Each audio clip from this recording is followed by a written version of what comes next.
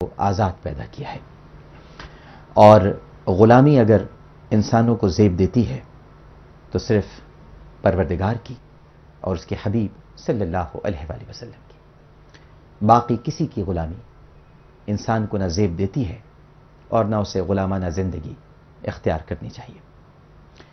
اسی طرح ہماری پرائیویسی اور جو ہمارے نجی معاملات ہیں جن کو آپ خلوت کہہ لیں، اس میں بھی کسی کو دخل اندازی کی اجازت نہیں ہے۔ نبی کریم صلی اللہ علیہ وآلہ وسلم نے تو یہاں تک ارشاد فرمایا ہے کہ کسی کے گھر میں داخل ہونے سے قبل 3 مرتبہ آپ آواز دیا کرتے تھے، دستک دیا کرتے تھے، روایات مختلف ہیں، اور جب آپ کو جواب نہیں ملتا تو آپ واپس چلے جاتے تھے۔ یعنی بتلانا یہ مقصود ہے کہ نہ جانے اندر کون کس حال میں ہو، کس طرح سے ہو، ہم کسی کے گھر میں داخل نہیں ہو سکتے۔ اور اس سے بہت ساری باتیں ہمیں پتہ چلتی ہیں۔ وہ یہ بھی ہے کہ کوئی اگر اپنی نجی زندگی، اپنی پرائیویٹ زندگی میں آپ کو دخل اندازی کی اجازت نہیں دیتا تو پھر ہمیں دخل اندازی نہیں کرنی چاہیے۔ کوئی پارک میں بیٹھا ہے، کوئی کہیں پر بھی موجود ہے، ہمیں یہ زیب نہیں دیتا کہ ہم وہاں پر داخل ہو جائیں، کیمرے کی یلغار کر دیں، اور پھر اس کے بعد یعنی اسے منہ تو چھپانا ہی پڑے، لیکن اسے ایک ایسی ایمبیرسمنٹ ہو جائے کہ جس کا وہ کوئی تدارک نہ کر سکے۔ یقیناً معاشرے میں اگر کوئی خرابی ہے، کوئی برائی ہے تو اسے ایڈریس کرنا ضروری ہے، لیکن ایڈریس کرنے کے طریقے ہوتے ہیں۔ طریقہ یہ نہیں ہے کہ آپ کسی کی نجی زندگی پر حملہ کر دیں، کسی کی پرائیویسی کو تہوبالا کر دیں، اور یہ شریعت کی نگاہ میں بھی بہت مکروہ اور قبیح فعل ہے، اور انسانی اقدار اور اخلاقی اقدار کی بھی منافی ہے۔ لہذا ہمیں اس کا بڑا خیال کرنا چاہیے۔ گزشتہ روز ہمارے وطن کے بڑے بے باک وزیر اعظم جناب یوسف رضا گیلانی صاحب اپنی مصروفیات میں سے وقت نکال کر، مصروفیات بہت ہیں ان کی، لیکن انہوں نے اس میں سے وقت نکالا اور عرفہ کریم کے گھر گئے، اور ان کے والد لیفٹیننٹ کرنل ریٹائرڈ امجد کریم رندھاوا کے ساتھ اظہار تعزیت کیا، اور انہوں نے بہت ساری مہربانیاں وہاں پر کی، اور ان میں سے ایک مہربانی یہ تھی کہ آپ نے ایک ڈاک ٹکٹ کے اجرا کی منظوری دی کہ وہ ٹکٹ جو ہے عرفہ کریم کے نام سے اس کا اجرا ہوگا، گلے ملے، دکھ بانٹا، تعزیت کی، اور پھر کافی دیر تک وہ پولیٹیکل گفتگو وہاں کرتے رہے۔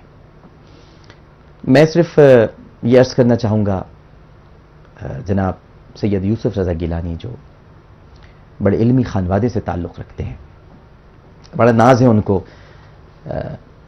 گیلانی ہونے پر، تو میں یہ عرض کروں گا کہ وہاں پہنچ کر بھی آپ کی گفتگو کا محور اگر وہ بچی رہتی یا آپ کی کوتاہی رہتی تو بہت زیادہ اچھا ہوتا، لیکن وہاں جانے کے بعد بھی آپ غمزدہ گھرانہ ہے۔ ابھی تھوڑے دن پہلے اپنی بچی کا جنازہ اٹھایا، اس کی لاش دفن کی ہے، اور وہاں پہ بھی گفتگو میمو، اسکینڈل، منصور اعجاز اور پتہ نہیں کیا کیا باتیں۔ تو یہ بھی تو سوچنا چاہیے ناظرین کرام، ہاں آپ کسی کے گھر تعزیت کے لیے جائیں اور دنیاوی باتیں کرنا شروع کر دیں، آپ اپنی کوتاہی کا اظہار کرتے ہیں۔ کوتاہی کی ہے آپ نے، میں پہلے دن سے کہہ رہا ہوں، عرفہ کے والد بہت نرم دل ہیں، وہ مانتے نہیں ہیں، وہ کہنا نہیں چاہتے، وہ کنفرنٹیشن کی طرف نہیں آتے، لیکن زیادتی تو وزیر اعظم صاحب آپ کی ہے، زیادتی تو وہاں کی پنجاب کی لوکل ایڈمنسٹریشن کی ہے کہ کوئی اس کے پاس نہیں پہنچا۔ اب جب وہ نہیں رہی ہے دنیا میں تو سب پہنچ رہے ہیں، ڈاک ٹکٹ بھی شروع ہو رہا ہے، اور چودھری شجاعت صاحب کہتے ہیں اسے نشان امتیاز بھی دیا جائے۔ تو جب مر جاتے ہیں تو ہم سب کچھ دینے کو تیار ہیں، کیونکہ ہم ہیں ہی مردہ پرست، ہم تو مردہ پرستی میں بہت آگے نکلے ہوئے۔ تو اب وہ نہیں رہی ہے، تو اب ہم شہیدوں میں نام اس طرح سے شامل کرائیں کہ وہ سب کچھ جو اسے زندگی میں دینا چاہیے تھا وہ ہم اسے مرنے کے بعد دے رہے ہیں، تاکہ لوگ ہمیں یہ کہیں کہ ہم نے بڑا احساس کیا، بہت قدر کی، بہت خیال کیا ہم نے۔ اور چلیے اگر ہم یہی کر رہے ہوتے تو پھر بھی شاید گفتگو بنتی نہیں تھی آج. لیکن آپ وہاں تعزیت کے لیے بھی جائیں اور دنیاوی باتیں بھی کرنا شروع کر دیں. منصور اعجاز کیوں آ رہے ہیں؟ وہ وائس رائے کی حیثیت میں آ رہے ہیں. اتنی سیکیورٹی تو اوباما صاحب کے لیے نہیں ہوتی، امریکہ کے صدر کے لیے نہیں ہوتی جو ان کو دی جا رہی ہے. میمو گیٹ یہ ہے، حقانی بے گناہ ہے. یہ ساری باتیں آپ عرفہ کریم کیا کر رہے ہیں. اس کی روح کو کتنی تکلیف ہو رہی ہوگی. آئے بھی تو اپنی باتیں کرنے کے لیے، میری باتیں کرنے کے لیے نہیں آئے. بہرحال اللہ تعالیٰ ہمارے حکمرانوں کو عقل سلیم عطا فرمائے اور یہ شعور بھی عطا فرمائے پروردگار. ہم سب کو بھی عطا فرمائے، لیکن بالخصوص ہمارے حکمرانوں کو کہ کہاں پر کیا بات کرنی چاہیے. اور آج کل ویسے بھی ہمارے وزیر اعظم صاحب کو معلوم نہیں ہوتا کہاں پر کیا بات کرنی چاہیے. تو انہیں اس بات کا خیال ہونا چاہیے کہ کسی کے گھر جب آپ تعزیت کے لیے جائیں تو پھر اسی کا ذکر کریں، اسی کا تذکرہ کریں. فاتح خوانی کیا، آپ نے بہت اچھا کیا. ڈاک ٹکٹ کا اجرا کیا، آپ نے بہت اچھا کیا. احسان نہیں کیا آپ نے، کوئی احسان نہیں کیا. آپ تو پتہ نہیں کس کس کے نام کے ڈاک ٹکٹ نکال چکے ہیں اور پتہ نہیں کتنوں کو آپ نشان امتیاز دے چکے ہیں. جو بائیڈن تک کو تو آپ نے نشان امتیاز دیا ہے. امریکہ کے ہر آدمی کو آپ نے شروع میں نشان امتیاز دیا. نشان پاکستان دیا آپ نے، نشان قائد اعظم بھی دیا ہے. تو کوئی بڑی بات نہیں کی آپ نے. یہ اس کا حق تھا عرفہ کا جو آپ نے کیا ہے. اور عرفہ جیسے بہت سارے بچوں کا حق ہے جو آپ مارے بیٹھے ہیں. تو مرنے کے بعد آپ وہ حق دے دیتے ہیں اور پھر اس پر بھی احسان جتلاتے ہیں ہم نے یہ کیا ہے. یہ باتیں ناظرین کرام میں اس لیے کہہ رہا ہوں کہ سب کو ایک دن دنیا سے چلے جانا ہے. بعض لوگ جرت کے ساتھ اظہار کر دیتے ہیں اور بعض لوگ خاموش رہتے ہیں. یہ باتیں پھر بعد میں ریفرنس کے طور پر آپ ضرور سنیے گا جب میں نہیں رہوں گا دنیا میں. لیکن ہمیں کہنی چاہیے.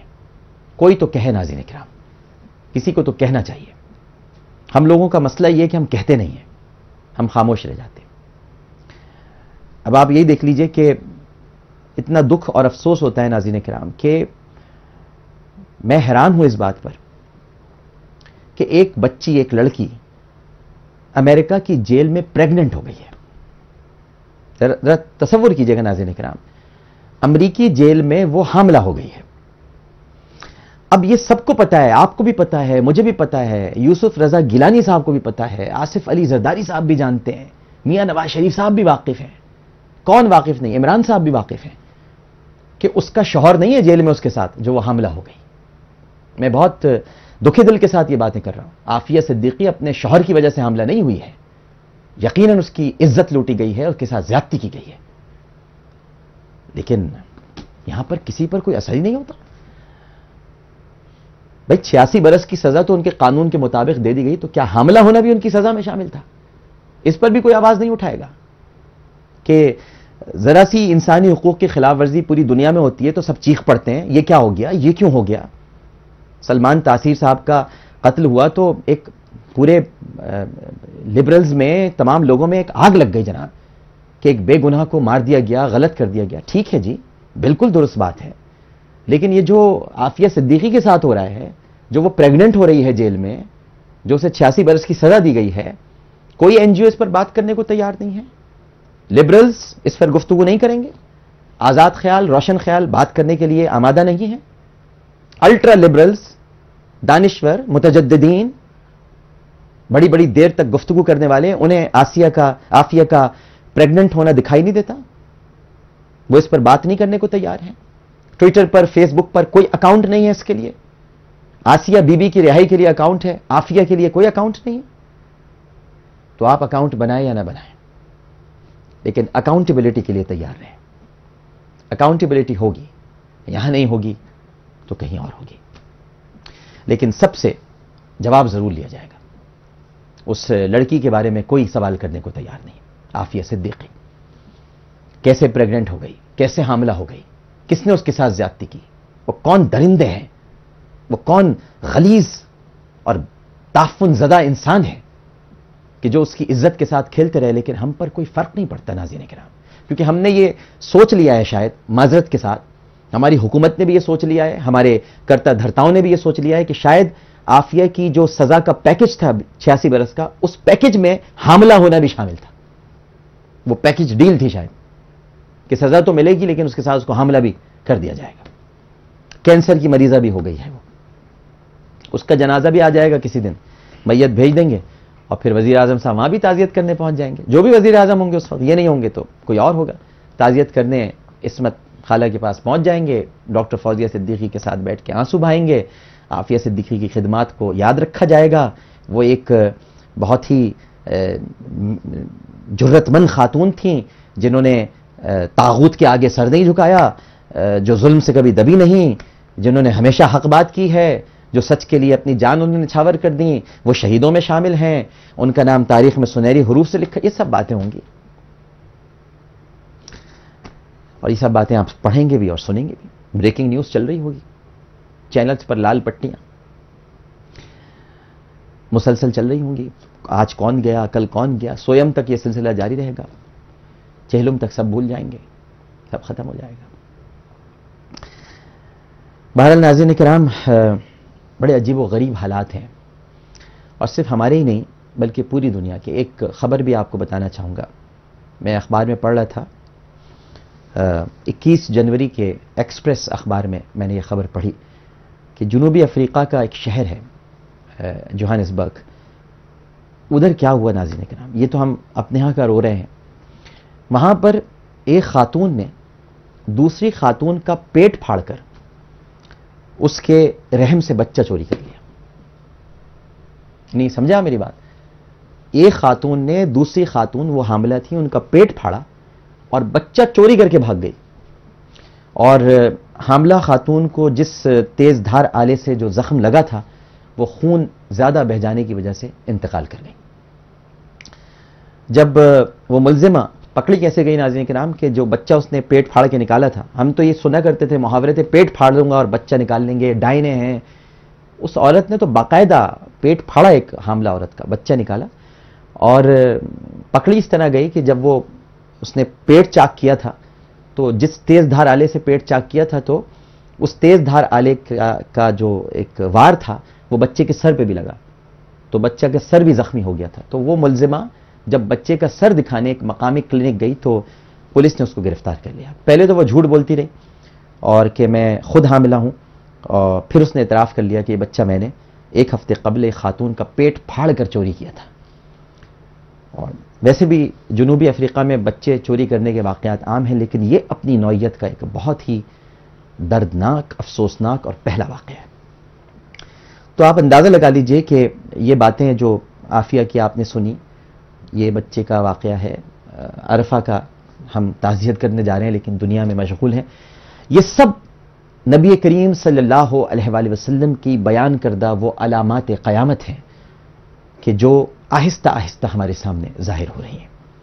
میرے آقا کریم، میرے سرکار، میرے مولا حضرت محمد مصطفیٰ صلی اللہ علیہ وآلہ وسلم کا ایک ایک قول مبارک حق ہے، سچ ہے، اور آپ جو فرما گئے ویسا ہی ہو رہا ہے. یہ سب کچھ ہمارے سامنے ہے. اقدار دم توڑتی جا رہی ہیں، اخلاقیات تباہ ہو گئی ہیں، ایک دوسرے کا خیال نہیں رہا، پرائیویسی میں ہم مخل ہو رہے ہیں اور اسے ہم اپنا چھاپا کہتے ہیں. ایسی بہت ساری باتیں. چھاپے مار دیں تو جعلی نجومیوں کے پاس جا کے چھاپے ماریں جو لوگوں کو لوٹ رہے ہیں. چھاپے مار دیں تو ان عطائی ڈاکٹرز کے کلینک بند کرائیں کہ جو غلیظ اور گندی دوائیاں لوگوں کو دے کر انہیں جان سے مار رہے ہیں. کسی کی پرائیویسی میں مخل نہیں ہونا چاہیے. یہ ہمیں کہیں کوئی سبق نہیں ملتا، ہم نے تاریخ میں کہیں نہیں پڑھا. ہمیں نبی کریم صلی اللہ علیہ وآلہ وسلم کی سنت اقدس سے بھی ایسی کوئی راہ دکھائی نہیں دیتی، لیکن ہم یہ سب کچھ بھی کر رہے ہیں. چھوٹا سا وقفہ لیتے ہیں، وقفے کے بعد جب دوبارہ حاضر ہوں گے آپ کی کالز ہیں، آپ اپنی رائے کا اظہار کر سکتے ہیں، سوال کر سکتے ہیں، لیکن پہلے ایک وقفہ. السلام علیکم ورحمۃ اللہ.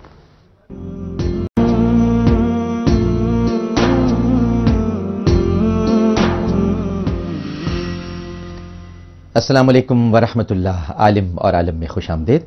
اور ناظرین کرام، ہمارے ساتھ جو تشریف فرما ہیں علماء کرام، آپ کا نام کسی تعارف کا محتاج نہیں ہے. مولانا اکاڑوی اکیڈمی العالمی کے آپ سربراہ ہیں، سواد اعظم اہل سنت حقیقی پاکستان کے بھی آپ سربراہ ہیں، مجدد اہل سنت، ایک بہت عظیم ہستی حضرت مولانا محمد شفیع اکاڑوی جو خطیب اعظم کہلاتے ہیں، ان کے آپ صاحبزادے ہیں، ممتاز عالم دین ہیں. بہت ہی خوبصورت گفتگو فرماتے ہیں. کافی عرصہ ہو گیا علامہ صاحب ہمارے ساتھ کسی پروگرام میں نہیں تھے، عمرے کے لیے تشریف لے گئے تھے. ہم اپنی طرف سے بھی اور آپ کی طرف سے بھی دل کی گہرائیوں سے عمرے کی ادائیگی پر آپ کو مبارکباد بھی پیش کرتے ہیں. اور پھر آپ کے اسفار رہتے ہیں بیرون ملک، خطابات کے لیے تبلیغی دورے پر آپ جاتے ہیں، لہٰذا تشریف فرما نہیں تھے پاکستان میں، اب ہیں تو آج ہمارے ساتھ موجود ہیں علامہ ڈاکٹر کوکب نورانی اوکاڑوی صاحب. السلام علیکم. وعلیکم السلام ورحمۃ اللہ. الحمدللہ. سب سے پہلے تو آپ کو بہت بہت مبارک ہو. جزاکم اللہ خیر، مبارک، بہت شکریہ. میں نے آپ کو وہاں بھی یاد رکھا. جی جی مجھے معلوم ہے، آپ ہمیشہ یاد رکھتے ہیں، یہ آپ کی ذرا نوازی ہے، آپ کا پیار ہے، آپ کی شفقت ہے. ان کے ساتھ تشریف فرما ہے سابق director Sheikh Zayed Islamic centre, university of Karachi, professor ہیں شعبہ اسلامیات، جونیئر یونیورسٹی برائے خواتین کراچی. اور ڈاکٹر صاحب اور علامہ صاحب میں جو اس وقت قدر مشترک ہے وہ یہ ہے کہ علامہ صاحب تشریف لائے ہیں ابھی عمرہ کر کے، اور ڈاکٹر صاحب ابھی تشریف لے جانے والے ہیں. تو ڈاکٹر صاحب، ڈاکٹر فضل احمد صاحب ہمارے ساتھ تشریف فرما ہے. دعا گو ہیں ان کے لیے کہ بہت جلد یہ جا رہے ہیں، اور ہمارے لیے بھی دعا وہاں پر کریں، ہمیں یاد رکھیں. السلام علیکم. وعلیکم السلام. آپ ٹھیک ہیں؟ خیریت؟ بالکل پکا وعدہ دعا کا. اور میرے لیے بھی دعا کیجیے گا ناظرین کرام کہ بلاوا آ جائے. کوششوں میں ہوں، لیکن کوششوں کے ساتھ ساتھ جب تک وہاں سے اذن نہیں ہوگا تو یہاں سے پھر روانگی نہیں ہو سکتی. انشاءاللہ آپ کل روانہ ہوں گے انشاءاللہ. جی. ہمارے ساتھ ناظرین کرام اس وقت ٹیلی فون لائن پر ایک کالر موجود ہیں، ان سے گفتگو کرتے ہیں. السلام علیکم. السلام علیکم. سب سے پہلے ہماری بزرگ ہستیوں کو عمرے کی بہت بہت مبارکباد. جی جی. اور جو جانے والے ہیں ان سے گزارش ہے کہ حضور پاک صلی اللہ علیہ وسلم کے روضے پہ مشنا کا ایک بندی کا سلام وہاں پہنچا دیجیے، اور اللہ سے دعا کیجیے کہ اللہ آپ سب کو کی طرح ہمیں بھی شرف بخشیں وہاں پہ حاضری کا. اور اس کے بعد عامر بھائی آپ سے یہ کہنا ہے کہ یہ جو عرفہ کے متعلق آپ نے ذکر کیا، یہ تو اس قدر اداس کر دینے والا ٹاپک ہے، اس قدر اداس کرنے والا قصہ، یہ سن کر تو اس قدر تکلیف ہوتی ہے کہ ہماری اس قدر قیمتی ہمارا اثاثہ اور وہ اس طرح چلا گیا. اس کے متعلق یعنی اتنی سی بات کر کے اور انسان اپنی دنیاوی گفتگو کر رہا ہے، وہ جو آپ نے سارا ذکر بتایا، اور ہم کل سے سن کر تکلیف میں ہیں، تو ان لوگوں پہ کیا بیت رہی ہوگی جن کے گھر یہ گئے اور ان کی معصوم اور اس قدر قیمتی بچی کے ذکر کے بجائے، ان کو دلاسا دینے کے بجائے اپنی فضول قسم کی فضولیات کے متعلق ذکر کر رہے ہیں، جس طرح انہوں نے ہماری اور ہم سب کی زندگی خراب کی ہوئی ہے. دوسری بات یہ کہ رونگٹے کھڑے کر دیے اس وقت آپ نے یہ بتا کے کہ ہماری بہن کے ساتھ کیا ہوا ہے وہاں. اور یقیناً یہ قیامت کی ایک سب سے بڑی نشانیوں میں سے ہے کہ اللہ تعالیٰ ہم سب کو اور ہماری ساری بہن بیٹیوں کو اس برے وقت سے بچائے. جو لوگ دعویٰ کرتے ہیں کہ وہ انسانیت کے نام پہ لڑ رہے ہیں، یہ کون سی انسانیت ہے؟ یہاں تو میرا خیال ہے کہ شیطان بھی لوگوں سے پناہ مانگ رہا ہوگا اس وقت جس وقت ان سب نے اس کے ساتھ یہ سلوک کیا. اللہ تعالیٰ اس کی پریشانیوں کو دور کرے اور ہماری عزت آبروؤں کو، ہم سب بہن بیٹیوں کی عزت آبروؤں کو اللہ تعالیٰ اپنے ایمان میں رکھے. جی سوال کوئی کرنا چاہیں گے؟ کوئی سوال کرنا؟ جی کوئی سوال کرنا چاہیں گے آپ؟ اچھا لائن ڈراپ ہو گئی ہے، یعنی کہ جذبات تھے. ایک اور کالر ہمارے ساتھ موجود ہیں. السلام علیکم. السلام علیکم. وعلیکم السلام. سر میں ملتان سے بات کر رہی ہوں. عامر بھائی کیسے ہیں آپ؟ الحمدللہ میں ٹھیک ہوں، فرمائیے. عامر بھائی ابھی آپ نے بالکل بچا فرمایا، وہ جو ہمارے وزیر اعظم صاحب گئے جی خالصہ کریم کے گھر، اور وہاں پہ انہوں نے تعزیت اور ان کو دلاسا دینے کی بجائے وہاں پہ انہوں نے جو ان کے زخموں میں نمک چھڑکا اور ادھر ادھر کی باتیں کی، اسے دیکھ کے بہت افسوس ہوا. اور دوسرا ہماری ایک اور دوسری بات کی، جو ہماری بہن امریکہ میں قید ہیں عارفہ صدیقی جی، تو ان کے بارے میں کبھی کسی نے کوئی بات نہیں کی.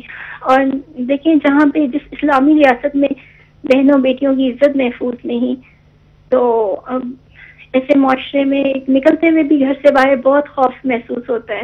صحیح. سوال کیا کرنا چاہیں گے آپ؟ سر میرا سوال یہ ہے کہ میں ایک کمبائنڈ فیملی میں رہتی ہوں، اور نا میں سیپریٹ فیملی میں رہنا چاہتی ہوں کہ کمبائنڈ فیملی میں بہت سارے مسائل ہوتے ہیں، بچوں کی پرورش اس طرح سے نہیں ہو سکتی جس طرح ہم چاہتے ہیں، کیونکہ مختلف باتوں پہ تنازعات ہو جاتے ہیں. تو سر کیا اسلام میں یہ اجازت ہے کہ ہم الگ گھر میں رہ سکیں؟ کیونکہ میرے ہسبینڈ سے ہمیشہ اس بات میں جھگڑا ہو جاتا ہے، وہ نہیں رہنا چاہتے. ٹھیک ہے، بالکل ٹھیک ہے. ایک اور کالر ہیں، ان کو لینے کے بعد پھر ہم علامہ ڈاکٹر کوکب نورانی اوکاڑوی صاحب اور پروفیسر ڈاکٹر فضل احمد صاحب سے رجوع کرتے ہیں. السلام علیکم. وعلیکم السلام. عامر بھائی کیسے ہیں؟ الحمدللہ میری بہن، فرمائیے. عامر بھائی میرا ایک کوشچن تھا آپ سے کہ किसी लड़के को लाइक करती थी ना, तो वो अब मुझे छोड़ के चला गया, 2.5 महीने होने वाले हैं। तो उसने कुरान पाक पे हाथ रखा था कि मैं तुमसे शादी करूंगा ना। तो अब वो मतलब नहीं, उसका कोई अता पता नहीं है। मैंने उसके घर में भी कॉल करी, उसके भाई उसकी अम्मी लोग भी सब परेशान है, और मैंने भी कुरान पाक पे हाथ रखा था कि कसमें खाई थी, लेकिन अब वो चला गया। तो अब मेरी कसमें तो वहीं की नहीं है, तो इसका कोई हल है? आप मुझे बता सकते हैं आमिर भाई? आपके उनके घर वालों को पता है कि वो चला गया, या उनको भी बताए बगैर गया है वो?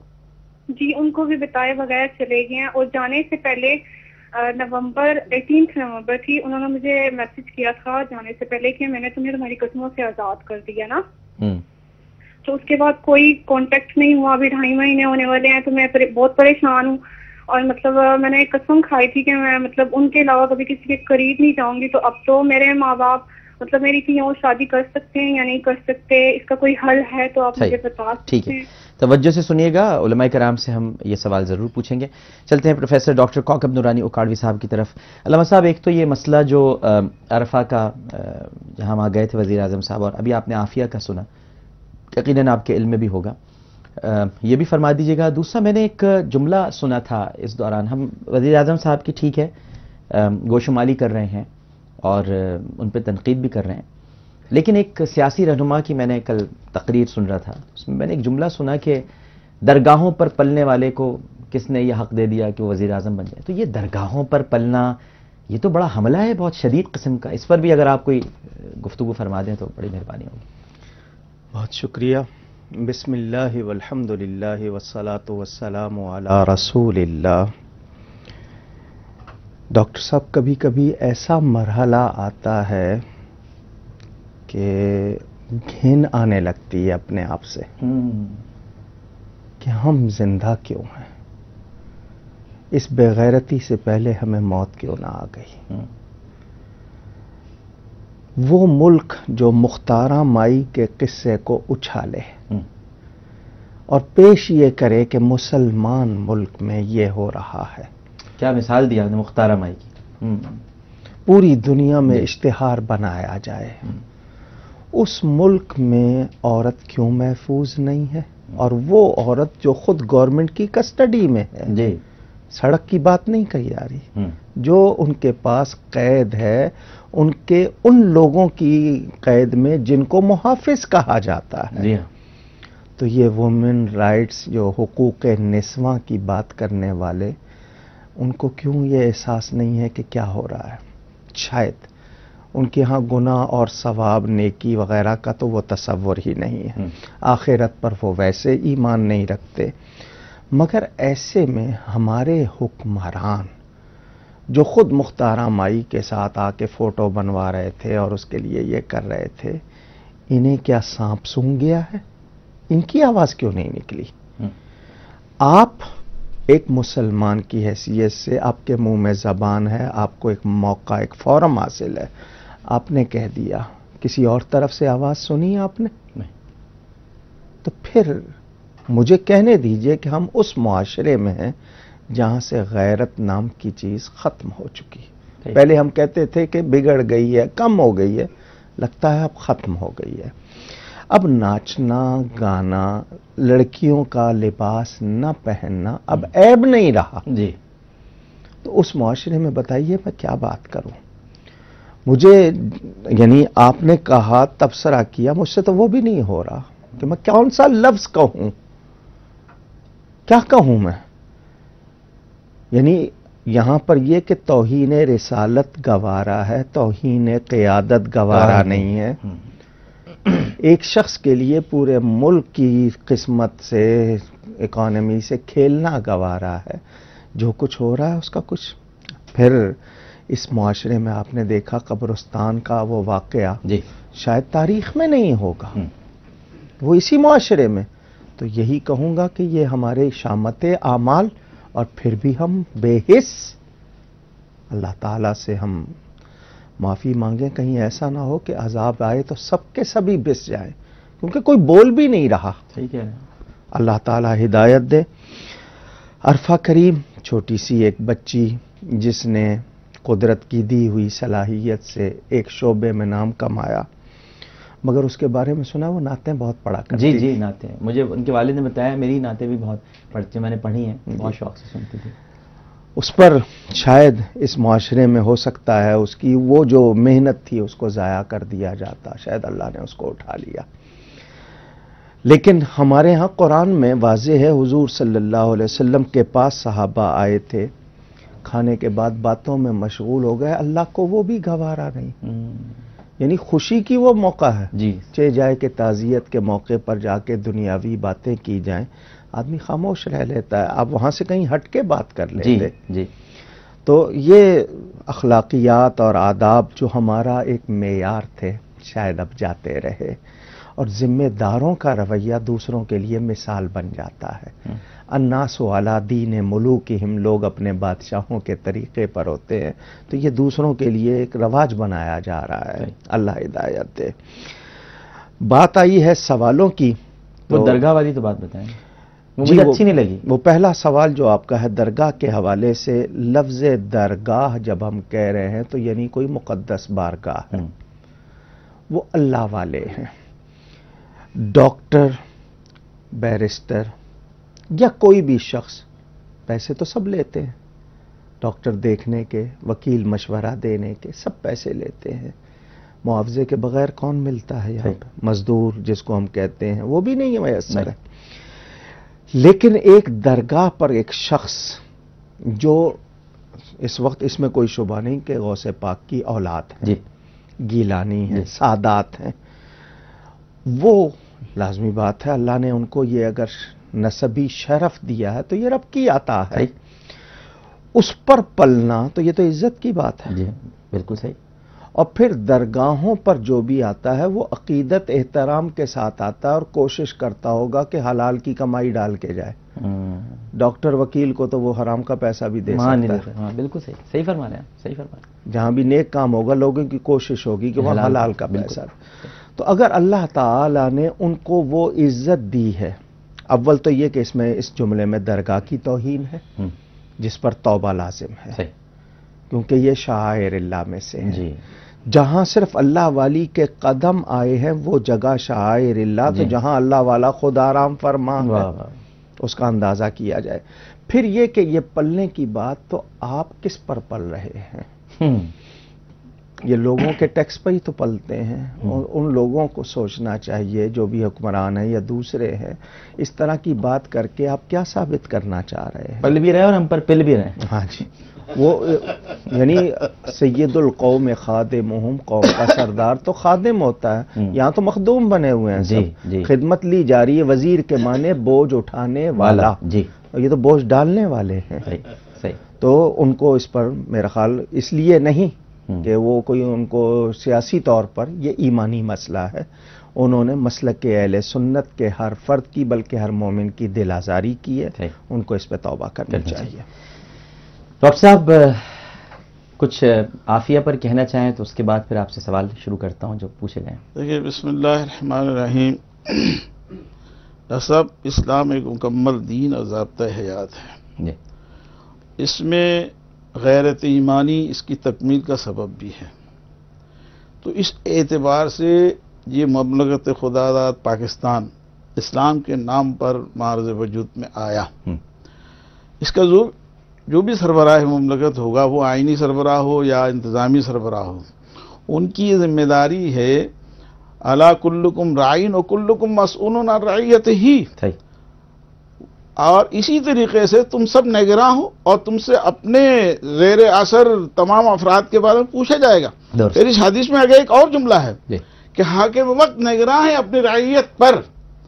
تو یہ جو حاکم وقت کی نگرانی ہے، رعایا کی حفاظت کی نگرانی، رعایا کو سہولتیں پہنچانے کی نگرانی، ان کو گیس فراہم کرنے کی نگرانی، ان کی عزت آبرو کی حفاظت کی نگرانی، ان کے مال و اسباب کی حفاظت کی نگرانی اور ان کے جان و مال کی حفاظت کی نگرانی.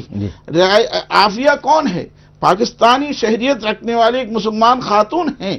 لہذا حکومت وقت کو تو چاہیے تھا عافیہ صدیقی کے لیے یعنی لڑتے مرتے جتنے بھی سیاسی سماجی سفارتی آداب کو ملحوظ خاطر رکھتے ہر محاذ پر لڑتے، یہ اس نگرانی سرکار دو عالم صلی اللہ تعالی علیہ وآلہ وسلم کے اس فرمان کی روشنی میں ان کا یہ فرض بنتا ہے، اور اس فرض کی عدم ادائیگی پر یہ کوتاہی کے مرتکب قرار پائیں گے، اس لیے کہ عافیہ ہماری قوم کے آبرو ہے اور قوم کی عزت ہے، قوم کی بیٹی ہے، اور اس کے ساتھ جو دردناک جملہ آپ نے ارشاد فرمایا، یقین مانی جب آپ ادا کر رہے تھے میری آنکھوں سے آنسو بہ رہے تھے کہ وہ حقوق نسواں کے علمبردار، جیسا کہ مختارہ مائی کا حوالہ دیا گیا، اور اس کے لیے اتنے چیخ و پکار مچانے والی قوم جو علمبردار بنتی ہے، حقوق نسواں کی محافظ بنتی ہے، اور ایک ایسی بچی جو ان کی نگرانی میں ہے،